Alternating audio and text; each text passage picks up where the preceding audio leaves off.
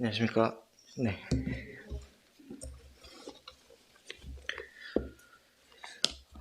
빌립보서 2장 말씀 같이 보겠습니다.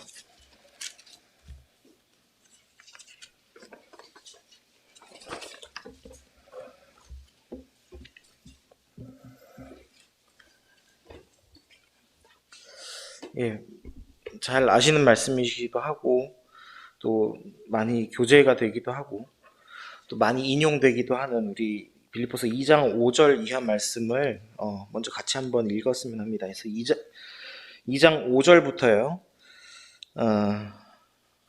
16절까지 한번 같이 읽었으면 좋겠습니다. 자, 시작. 너희 안에 이 마음을 품으라. 곧 그리스도 예수의 마음이니 그는 근본 하나님의 본체시나 하나님과 동등됨을 취할 것으로 여기지 아니하시고 오히려 자기를 비워 종의 형체를 가지사 사람들과 같이 되셨고 사람의 모양으로 나타나사 자기를 낮추시고 죽기까지 복종하셨으니 곧 십자가에 죽으심이라.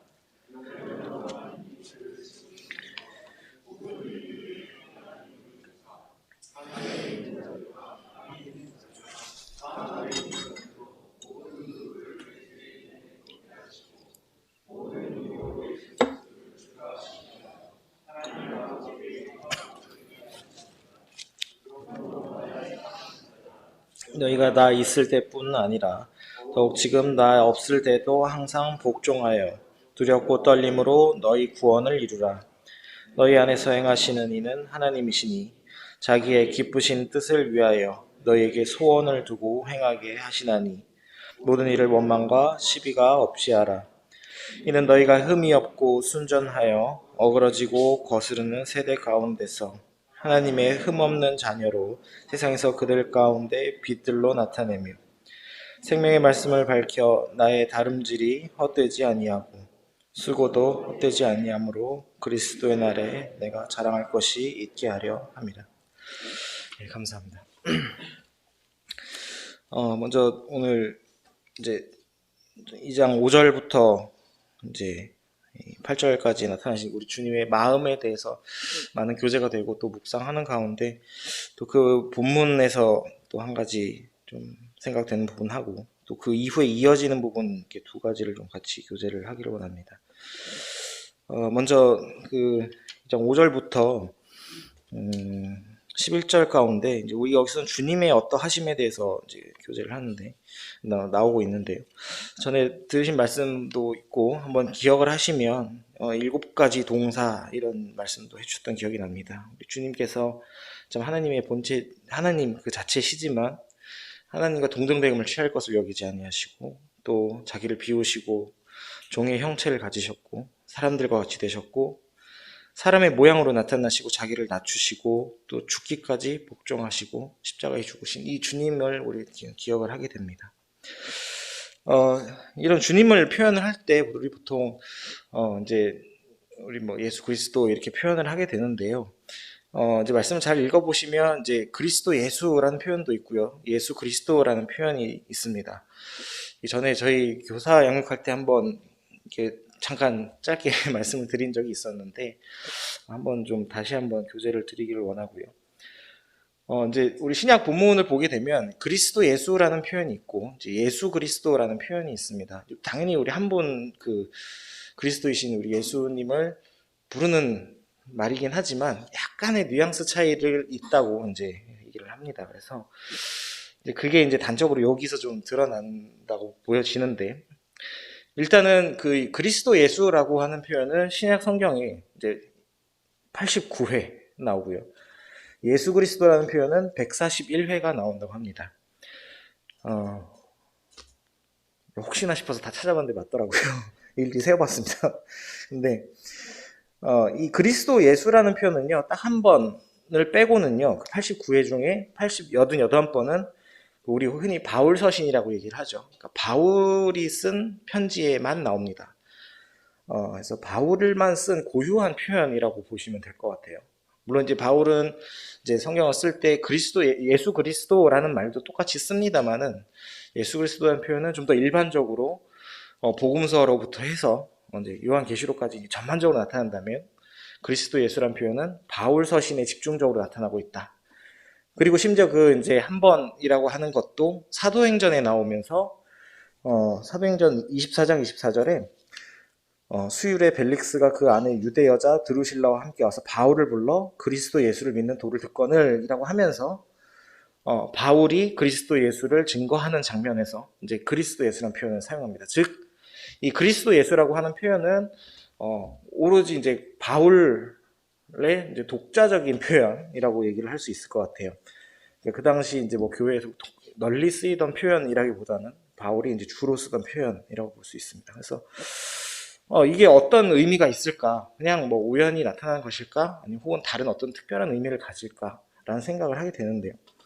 일단 오해는 안 하시면 좋은 게 다른 막 엄청나게 다른 뜻이 있는 거 아니에요. 사실 이제 보통 좀 더 일반적인 거는 이제 예수 그리스도라는 표현을 많이 쓰게 되지만 굳이 바울이 그리스도 예수라고 표현을 했던 이유가 뭘까라는 정도로 이해를 하시면 될 것 같습니다.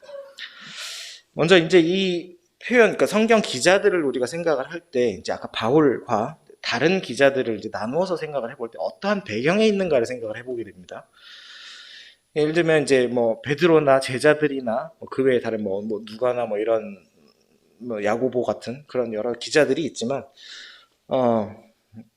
이들의 기본적인 바울과의 차이점은 그러니까 유대의 어떤 그러니까 율법을 이렇게 정통적으로 배워왔던 사람들은 아니었다라는 겁니다. 예를 들면 뭐 어부였다든지 물론 학자도 있었던 걸로 알고 있습니다만 뭐 세리였다든지 뭐 야고보 같은 예수님의 그냥 육의 형제 뭐 이런 식으로 그들이 원래 어떤 율법을 전통적으로 알고 있는 그러니까 문화적으로 어떤 유대적인 배경을 가지고는 있었지만 그 율법을 이렇게 학문적으로 배웠던 사람들은 아니라는 거죠.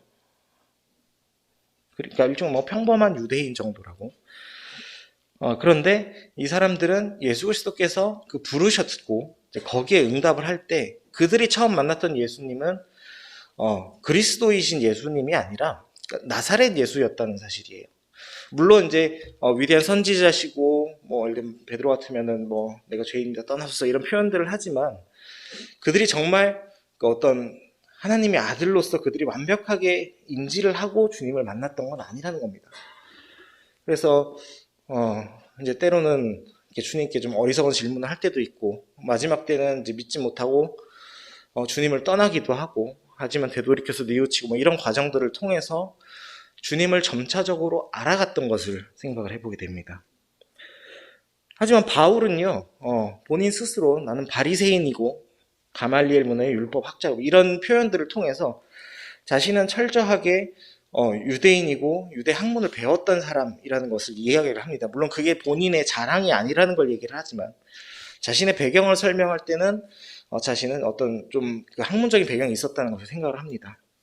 그리고 그 당시에 그 율법이라는 이런 학문적으로 이제 열심히 했던 정통 유대주의자들은 상당히 성경에 해박했고 심지어 다 외울 정도, 그러니까 물론 이제 구약 성경이긴 합니다만 다 외울 정도의 수준을 우리가 알고 들어보신 적 있으실 겁니다. 그러한 유대인이라고 한다면요, 이 메시아라고 하는 것에 대해서 굉장히 철저히 생각을 하고 있었습니다. 이제 단지 그 메시아가 예수님이라는 사실을 이렇게 매칭을 못 시켜서 그들이 이제 이러한 여러 가지 역사적인 사건을 겪게 되지만 그들이 분명히 메시아를 기다리고 있고 메시아가 자기네의 어떤 왕국을 이루어 나가실 것이라는 것을 철저하게 믿고 있었습니다. 그래서 바울은 그러한 메시아 대망이라고 하는 어떤 사상을 분명히 가지고 있었다는 거죠.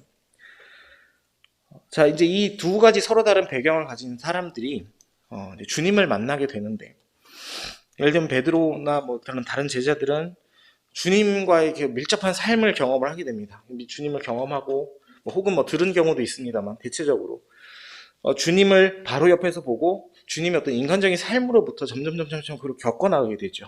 하지만 그걸 깨닫지 못합니다. 뭐 그런 말씀들이 뭐 여기저기 뭐 주님이 말씀하셨으나 깨닫지 못했다, 뭐 나중에 깨달았다 이런 표현들이 많이 나오죠. 하지만 이제 주님께서 죽으시고 또 십자가에 부활하시고 또 승천하시고 그 다음에 그 후에 그들이 이제 주님의 어떤 성령이 오실 것을 기다리는 성령이 오셨을 때 이제 주님 그 예수께서 바로 그리스도셨다는 사실을 분명히 깨닫게 됩니다. 그래서 좀 표현하자면 예수께서 그리스도 되심을 그들에게는 마음 가운데 깊이 박히게 됐다는 사실이죠. 처음부터 예수님이 그리스도셨던 게 아니라 그들 마음에는. 그래서 그러한 표현들이 이제 뭐 여러 군데 나오긴 하는데요. 뭐 예를 들면 사도행전 2장 36절 이제 베드로가 이제 설교를 할 때 너희가 십자가에 못 박은 이 예수를 하나님이 주와 그리스도가 되게 하셨느니라 이렇게 표현을 하고 베드로전서 1장에도 그를 죽은 자 가운데서 살리시고 영광을 주신 하나님이란 표현으로 하나님께서 그 예수 그리스도를 어떤 그리스도로 만드시고 영광한 위치로 올리셨다 이런 표현들을 계속 사용을 합니다. 그래서 그런 배경들을 가지고 있고요. 반면에 바울은요, 그 메시아라는 걸 많이 기다리고 있는 상황에서 자신은 그 메시아를 기다리고 메시아의 나라를 이루어가는 방법이 그리스도인들을 핍박하는 거라고 생각을 했죠. 그래서 막 이렇게 하고 이제 이렇게 명예서 받아서 이제 다메섹으로 가는 길에 우리 예수 그리스도를 만나죠. 그 보게 되는데 그 만나는 장면에서 당신은 누구십니까? 했는데 네가 핍박하는 예수다 이렇게 얘기를 하십니다. 깜짝 놀랐어요. 그러니까 내가 기다리던 메시아가 바로 내가 핍박했던 이 예수라는 사실을 깨닫게 된 겁니다. 어떻게 보면 이제 그 유대인들은 지극히 높으신 하나님, 메시아께서 마치 큰 백마를 타고 내려오셔서 이 땅의 모든 대적들을 진멸하고 주님의 완전한 나를 세울 것 이렇게 생각을 했는데 그 찢기고 죽임당하고 고난받고 이렇듯했던 그냥 한낱 이단이라고 생각을 했던 이런 예수께서 내가 기다리셨던 그 예수, 그 메시아였다. 그 그리스도였다. 그 사실을 깨닫게 되는 겁니다. 그리고 예수님을 그 자리에서 처음 만나게 된 거고요. 그 사도행전 9장 9절에 보면은 이제 보지도 못했 그 장면이 나와요. 보지도 못했지만 물과 음식을 먹지 않았다는 얘기를 합니다. 그 식음을 전폐한 거죠. 그러니까 너무 충격을 받은 거예요. 내가 생각했던 그런 메시아가 산산이 깨져버린 상황을 마주합니다. 그리고는 내가 기다렸던 메시아가 이렇게 낮은 위치에 서서 나를 사랑하시기까지 하면서 그 구약의 여러 말씀들이 생생하게 나한테 이제 정말로 깨달아졌다는 그런 경험을 했던 것으로 보입니다. 그래서 바울은 이제 그 하나님께서 이미 계셨다는 사실을 알고 그 하나님이 이렇게 도래하시는 메시아를 기다렸기 때문에 이전에도 계셨던 하나님 메시아 그리고 이 땅에 임할 것으로 생각했던 그 메시아가 바로 예수였다는 사실을 깨닫게 된 겁니다. 그러니까 어떻게 보면 메시아라는 그 확고한 상이 먼저 있었다라는 사실이죠. 그리스도라는 상이. 그래서 뭐 예를 들면 이제 뭐 히브리서 말씀에는 뭐 천사들보다 잠시 못하게 하심을 받은 자 이런 표현들이 나오고요. 뭐 이런 표현들 그리스도 예수께서 죄인을 구원하시려고 세상에 임하셨다 뭐 이런 표현들. 그다음에 뭐 빌립보서 방금 읽으신 말씀에도 근본 하나님의 본체시나 낮아지신 그 모습들을 이제 여기서 기록을 하게 됩니다. 그래서 그러한 모습들을 바울은 이제 그리스도 예수라는 말을 통해서 표현을 하지 않았나 이런 것들을 보게 됩니다. 그래서 그리스도 예수라고 하는 어떤 바울의 표현 고백에는 구약으로부터 계시되었던 메시아께서 이제 이렇게 되셨다. 이게 뭐냐면 먼저 계셨다. 이전부터 계셨던 주님이라는 측면. 뭐 창세 이전부터 계셨던 그리스도께서 또 성육신 그러니까 인간으로 오시기 전부터 있으셨던 그 메시아, 그 자신이 기다렸던 계셨던 그리스도라는 측면에서 한 가지 의미가 있고, 그 다음에 낮아지셨다, 이 땅에 내려오셨다라는 면에서 이 그리스도 예수라는 의미를 사용했다고 생각이 됩니다. 여기 방금 보신 빌립보서 말씀처럼 하늘의 영광을 버리시고 하나님의 그 자체이심을 부인을 하시고 이 땅에 죽으시기까지 자신을 낮추신, 그래서 높은 데서 내려오는 이 어떤 하강적인 이미지를 이 그리스도 예수 안에 담고 있다고 생각이 되고, 또 하늘에 계셨던 분이 이 땅에 내려오셨다. 왕이신 분이 자기를 부인하고 내려오셨다. 이런 의미들. 반면에 예수 그리스도라고 하는 표현에서는 뭐 좀 일단 기본적으로 일반적으로 이제 제일 많이 쓰이는 표현이긴 합니다만은 상대적으로 나사렛 예수의 모습에서 우리가 사람의 눈으로 봤을 때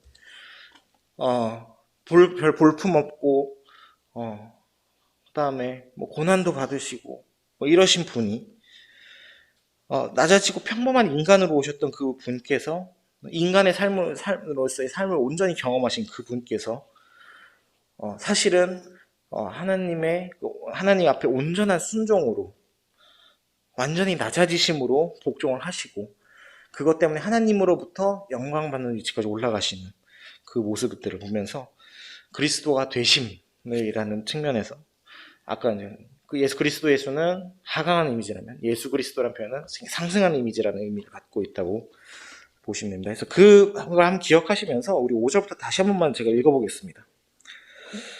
너희 안에 이 마음을 품으라 곧 그리스도 예수의 마음이니 하시면서 그 뒤에 얼마나 낮아지시는지 한번 느껴보시면 좋을 것 같습니다. 그는 근본 하나님의 본체시나 하나님과 동등됨을 취할 것으로 여기지 아니하시고 오히려 자기를 비워 종의 형체를 가지사 사람들과 같이 되셨고 사람의 모양으로 나타나사 자기를 낮추시고 죽기까지 복종하셨으니 곧 십자가에 죽으심이라.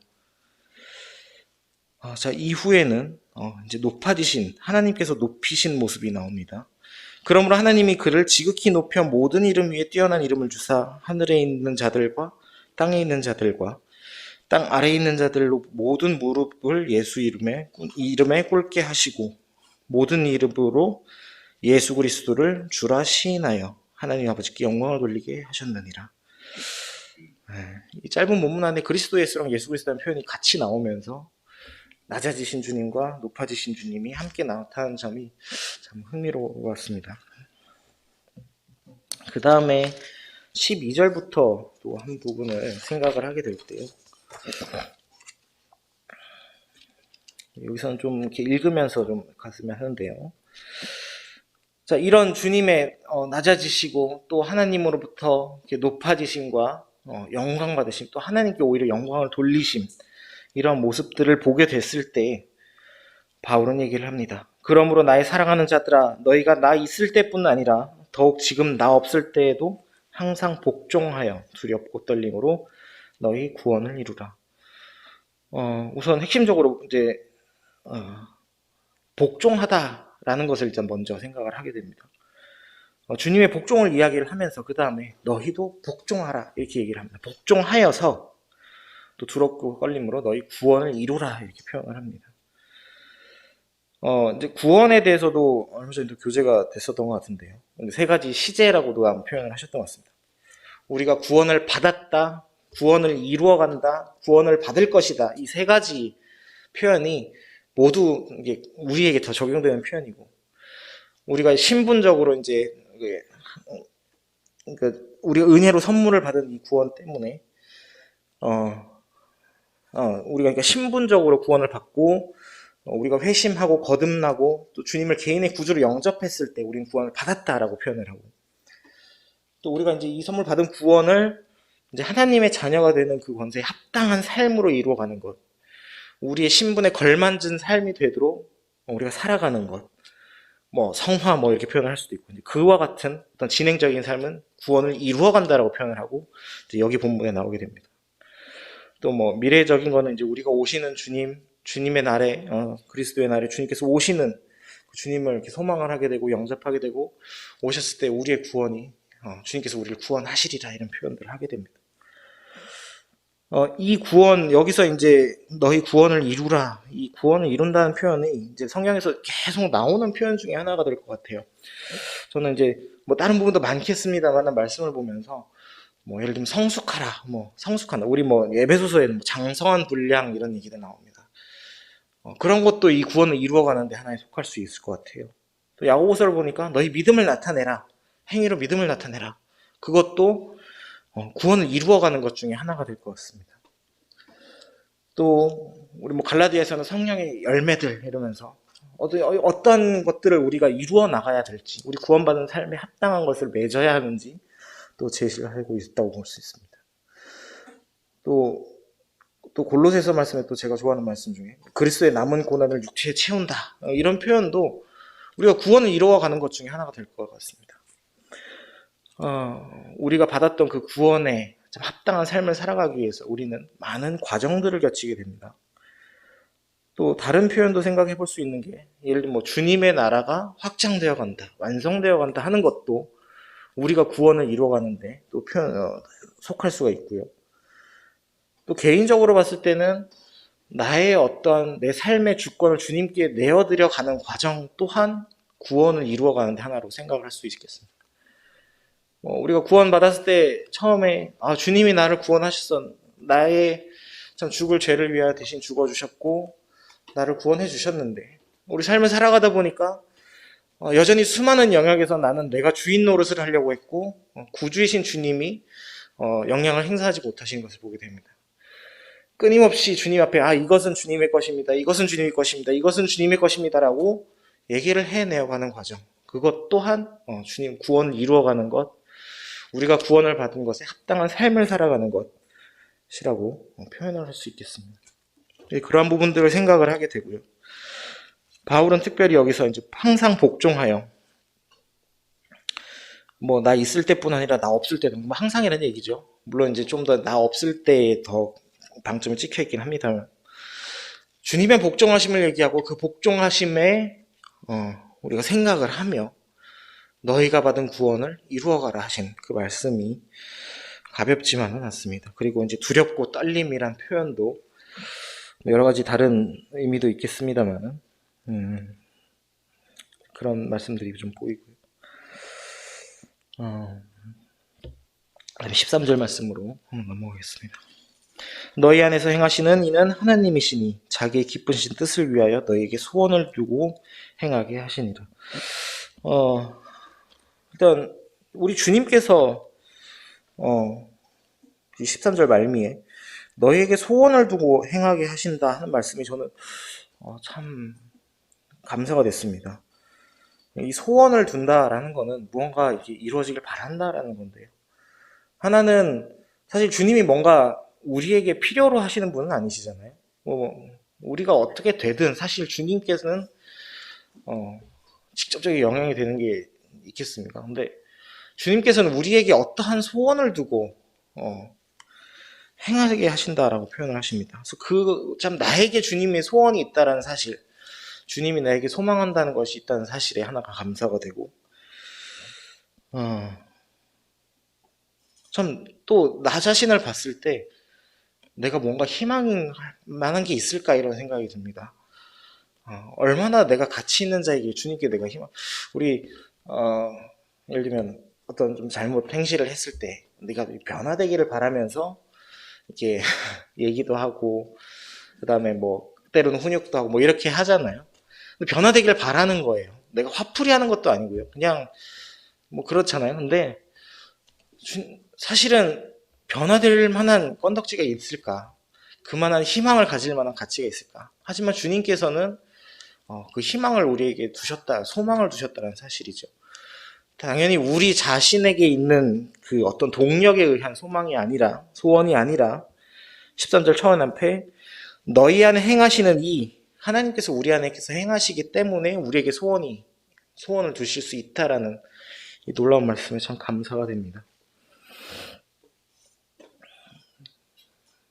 참 나 스스로에게 방치를 해놓고 자 이제 내가 구원의 천국의 시민권을 줬으니 알아서 한번 해보아라 이런 걸 아니라 주님의 목적을 이루어 가시는데 주님의 목적이라고 한다면 하나님께 영광을 돌려가는 것도 있겠고 여러 가지 있겠습니다만 그 목적을 이루어 가심에 주님께서는 우리에게 충분히 필요할 것을 주시고 예를 들면 그게 지혜가 될 수도 있고요.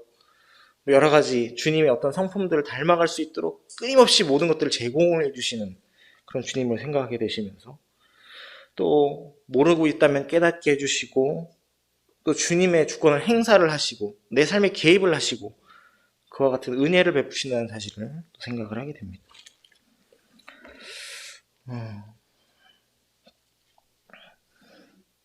그 주님께서 이 소원을 두셨다라고 하셨는데 그 아래쪽 말씀에서 두 가지 시간이 저는 좀 생각이 들었습니다. 15절에 보시면 이는 너희가 흠 없고 순전하여 어그러지고 거스르는 세대 가운데서 하나님의 흠 없는 자녀로 세상에서 그들을 빛 가운데서 나타내며 여기서 어그러지고 거스르는 세대가 하나가 보입니다. 그리고 16절 말씀을 보면 생명의 말씀을 밝혀 나의 다름질이 헛되지 아니하고 수고도 헛되지 아니함은 그리스도의 날에 내가 자랑할 것이 있게 하려 함이라. 여기서 그리스도의 날이 보입니다. 주님께서 우리에게 소원을 두고 행하시게 하실 때 이 두 가지 시간대가 있는 거죠. 하나는 어그러지고 거스러진 세대, 지금 이 시간을 생각을 하게 되고, 또 하나는 그리스도의 날이 있다는 겁니다. 이 두 가지 시간을 조금 더 생각을 해보게 되는데요. 먼저 이 어그러지고 거스르는 세대가 물론 우리 다 아시지만 좀 더 생각을 해보게 되는데요. 이 어그러졌다라는 표현은 막 삐뚤어진 막 이런 표현이기도 하지만 우리 사도행전 2장 40절에 이 단어가 쓰였는데요. 패역한 세대란 말 기억하시죠? 그때 이 어그러진 세대 같은 언어를 사용을 공유를 하고 있습니다. 그래서 말씀에 이제 또 여러 말로 확증하여 권하이르되 너희가 이 패역한 세대에서 구원을 받으라 라고 할 때 이 패역한 세대가 바로 이 빌립보서 2장에 나오는 어그러지고 거스르는 세대라는 사실. 뭐 다른 말씀도 있고 다른 부분도 있겠지만 우리 잘 아시는 로마서 말씀 한번 보면서 생각을 해보겠습니다. 로마서 1장 잘 아실 겁니다. 18절부터 이제 32절 전체의 본문이긴 한데요. 얼마나 어그러져 있고 얼마나 거스려 있는지를 한번 그러한 세대인지 다시 한번 읽어보게 되면 18절부터 하나님의 진노가 불의로 진리를 막는 사람들의 모든 경건하지 않음과 불의에 대하여 하늘로부터 나타나니 19절에 이는 하나님을 알만한 것이 그들 속에 보임이라 하나님께서 이를 그들에게 보이셨느니라 하셨습니다. 그래서 하나님께서 알만한 것들을 보이신 우리 주님이 어떠한 분이신지 알만한 하나님이 어떠한 분이신지 알만한 것들을 보이셨습니다. 20절에도 창세로부터 그의 보이지 아니하는 것들 곧 그의 영원하신 능력과 신성이 그가 만드신 만물에 분명히 보여 알려졌나니 그러므로 그들이 핑계치 못할지니라. 21절에 하나님을 알되 하나님을 영화롭게도 아니하며 감사하지도 아니하며 오히려 그 생각이 허망해지며 미련한 마음이 어두워지네. 하나님께서 모든 것에 하나님을 알만한 그런 것들을 주셨지만 하나님을 비록 알지만 영화롭게도 하지 않고 감사하지도 않는 이 세대.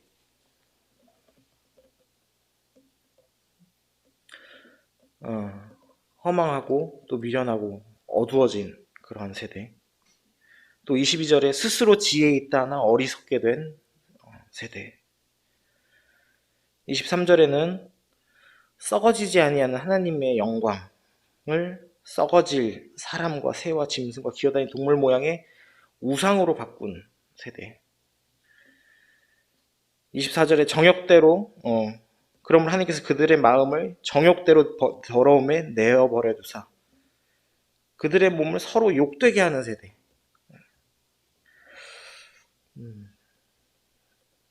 또 좀 넘어가 보면요.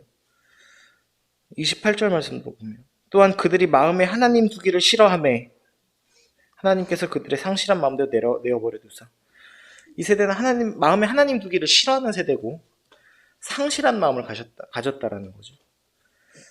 우리 베드로후서 3장 5절에는 일부러 잊으려 한다 이런 말씀도 적혀 있습니다.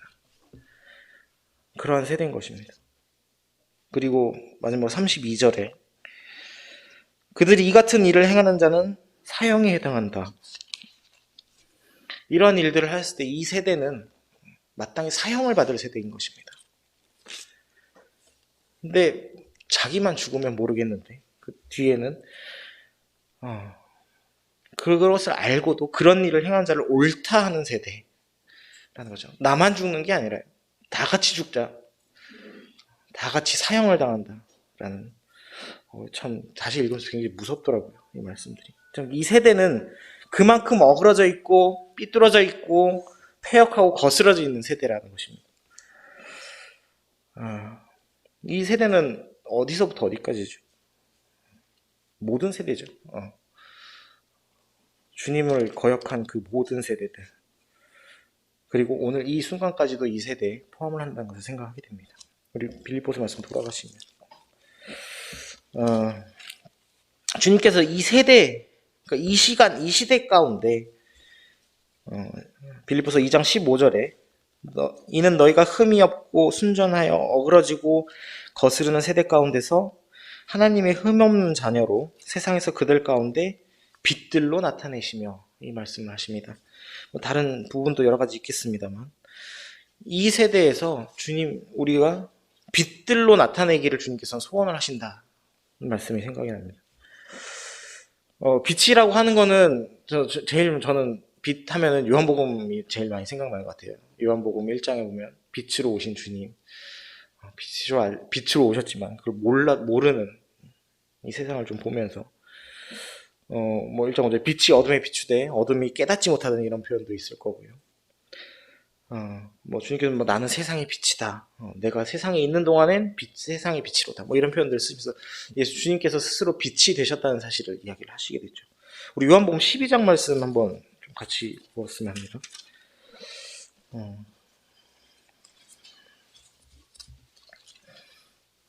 요한복음 12장입니다.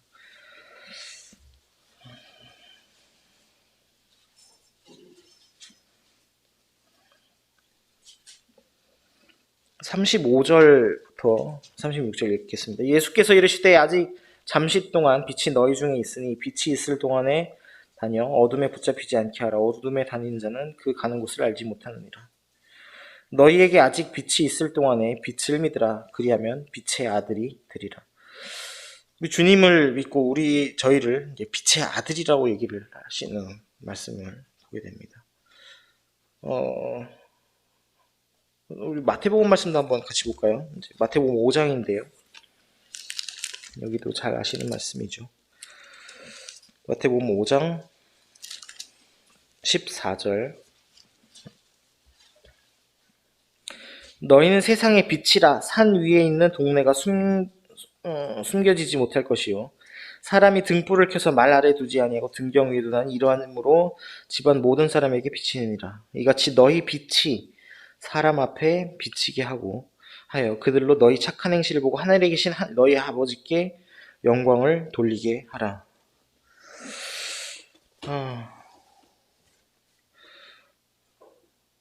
우리 빛이신 주님께서 이 땅에 오셨을 때 그 빛으로 저희들 빛의 아들이 되게 하셨고 또한 빛이 되게 하셨다는 사실을 이 말씀들을 통해 보게 됩니다.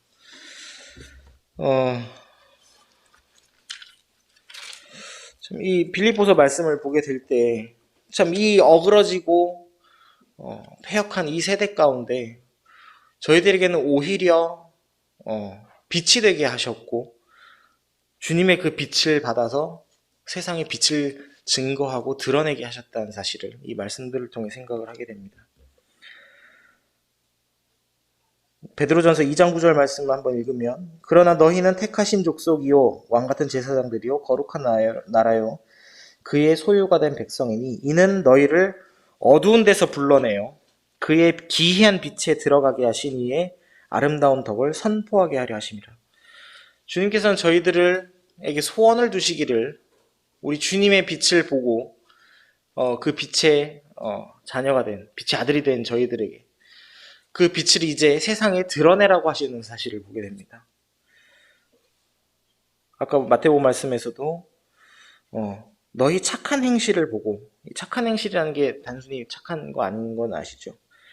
빛의 자녀다운 행실, 빛나는 행실, 우리 주님의 모습을 닮은 행실, 빛이신 우리 주님과 같은 행실, 주님의 본을 따르는 그 행실을 통해서 하늘에 계신 너희 아버지께 영광을 돌리게 하라. 또 베드로전서 말씀에서도 어두운 데서 불러내신 우리 주님께서 저에게 이제 빛으로 들어가게 하셨고 그러하신 분의 아름다운 덕을 선포하게 하셨습니다. 우리에게는 단순하게 이 구원을 이루라라는 말씀이 우리 착하게 한다 이런 말씀도 있지만 올바른 행실을 한다의 의미를 거쳐서 주님의 어떤 모습을 완벽하게 따라가게 되고 그것을 통해서 하나님께 영광을 돌렸던 그 주님과 같이, 우리 그리스도 예수와 같이 우리도 똑같이 주님께 영광을 돌려가게 되는, 주님의 모습을 점차 닮아가는데 우리의 행위, 삶의 행위뿐만이 아니고 그것을 통해서 하나님께 영광을 돌리는 데까지 따라간다는 모습을 보게 됩니다. 그래서 뭐 이제 사실 저는 뭐 이렇게 단어를 쓰는 게 이렇게 좋은 건 아닌 것 같긴 합니다만, 이 부분은 이제 현세에서 우리가 가져가는 소망이다. 우리가 이제 주님에서 이렇게 소망을 가진다라고 할 때, 이제 미래적인 소망도 주님께서 오실 때 우리가 아무런 고난 없고 그런 걸 생각하지만, 이 땅에서도 주님의 나라가 계속 이루어져 가는 것을 생각을 하게 되고, 주님의 우리가 구원을 이룬다 그런 표현과 같이 그런 소망이 우리 있고, 또 주님께서도 우리에게 그 소망을 두고 계신다는 사실에 참 감사가 됩니다. 우리 16절에 그리스도의 날이라고 하는 이 시간도 한번 생각을 해보면요, 이 부분은 이제 말 그대로 이제 주님께서 다시 오실 그 날을 얘기를 하는 거죠. 16절 다시 한번 읽으시면, 생명의 말씀을 밝혀 나의 다름질이 헛되지 아니하고 수고도 헛되지 아니하므로 그리스도의 날에 내가 자랑할 것이 있게 하려 함이라. 여기서 이제 그리스도의 날에 내가 자랑할 것이 있게 하려 한다라고 표현을 하는데, 이제 사실은 여기서 주체는 이제 바울이죠. 바울이 자랑을 하는 겁니다. 그런데 이제 무엇을 자랑하냐 할 때, 앞부분에 이제 나의 다름질이 헛되지 아니하고 수고도 헛되지 아니함고 하여서 이제 자랑을 한다 할 때, 바로 이제 그 앞서 그 어떤 이제 빌립보 수신자들이죠. 이 성도들이 그와 같이 주님의 구원을 이루어가는 그러한 모습들을 통해서, 그게 단지 잠깐 이루어지는 것도 아니고 띄엄띄엄 하는 것도 아니고 그리스도의 날까지 꾸준히 이루어지는 그 모습을 통해서 바울은 자랑을 한다.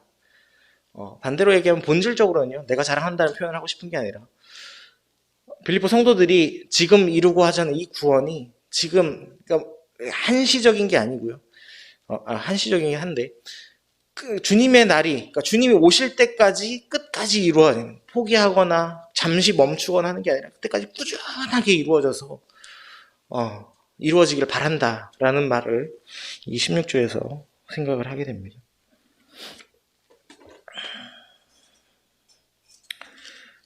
그래서 바울은 이 말씀들 15절과 16절 말씀을 통해서 좀 주님에게 받은 그 빛을 밝히 드러내고, 그 생명의 말씀을 여기서 또 밝힌다라는 표현을 쓰게 되는데, 생명의 말씀을 이렇게 밝혀가지고 주님의 어떤 그 모습에 우리가 계속 끊임없이 쫓아가는 그러한 소망을 이야기를 하게 된다는 것을 보게 됩니다. 자, 이 표현, 그리고 또 저희에게 참 이 소원을 두신 우리 주님을 생각을 하게 될 때, 이 5절의 말씀을 다시 한번 생각을 하게 됩니다. 너희 안에 이 마음을 품으라. 곧 그리스도 예수의 마음이니. 주님께서 참 그 낮아지시고 모든 것을 다 주시기까지 참 사랑하셨던 그 모습을 생각을 하게 될 때, 참 우리가 그 마음을 품으라고 했을 때 주님이 어떠한 마음으로 우리에게 그와 같이 놀라운 은혜를 주셨는지, 그리고 무엇을 우리에게 하기를 원하시는지, 그것이 언제 어떻게 이루어져야 하는지 다시 한번 생각을 하게 됩니다. 우리 한 장만 넘기셔서 1장 6절, 빌립보서 1장 6절도 한번 이제 비슷한 말씀이긴 한데, 너희 안에 착한 일을 시작하신 이가 그리스도 예수의 날까지 이루실 줄을 우리는 확신하노라. 참 우리 안에 착한 일을 시작하신 이라고 하셨습니다. 우리에게 이러한 소망을 갖게 하신 이 주님은, 그 착한 일, 우리 소망을 갖게 하신 이가 바로 주님이시라는 사실을 다시 보게 됩니다. 우리가 시작한 게 아니고 주님께서 시작을 하셨는데, 그 주님께서 시작을 하셨기 때문에 이것이 바로 그리스도의 날까지 끝까지 쉬지 않고 이루어질 수 있을 것이고요. 또 우리는 그것을 믿음으로 확신을 하게 된다는 것을 생각합니다. 그래서 사실 이제 저 개인적으로는 짧게 말씀드리면 시간이 좀 있어서 예전에는 그 사실은 지금 생활에서 물론 이제 주님을 따라 살아가야 되고 이런 것들을 알고는 있었지만 빨리 주님이 오셨으면 좋겠다 막 이런 얘기를 사실 되게 많이 했었거든요. 뭐 어린 게 뭐가 그렇게 그렇다고 그렇게 말씀을 했었는지 모르겠어요. 근데 그냥 조금만 예를 들면 힘들고 조금만 내가 고민이 되고 이럴 때 이런 거 막 안 하고 싶고 그냥 빨리 주님이 오셨으면 좋겠다 이런 생각들을 많이 하기도 하고요. 뭐 그런 얘기를 많이 했던 것 같아요. 근데 참 말씀을 보게 될 때 주님이 물론 이제 미래에 대한 소망, 나중에 참 그 영광 가운데 함께 할 것, 뭐 수고와 고난이 없을 것, 뭐 그런 것들을 우리에게 말씀하시면서 하시지만 이 지금 당장의 삶 가운데서도 주님께서 나를 통해서 드러나기를 소원을 하신다는 이 말씀을 보면서 참 내가 어, 예, 쉬지 않아야겠다. 다름질하고 수고한다 이런 표현들을 하게 됩니다. 바울은 그런 것들을 생각을 하게 됩니다. 그래서 참 연약한 자를 좀 사용을 하시는 우리 주님의 참 놀라운 은혜를 또 한 번 더 생각을 해보게 되며 또 마침 좀 이제 말씀 보는데 이번에 또 침례식이 가까워오고 있습니다. 그래서 새로 이제 침례를 순종하는 그 첫 마음 가운데 참 주님을 향한 그 사랑이 물론 처음에 태어나면 기쁘다 하지만 점점 자라가면서 이제 일어서려고 넘어지기도 하고 갖은 일이 많겠지만 그것을 통해서 점점 더 장성한 분량에 이르는 그 모습이 주님께서 얼마나 원하시는 모습이었는지 한 번 더 생각을 해보게 됩니다. 그래서 좀 그런 말씀들이 생각이 났습니다. 이상으로 마치겠습니다.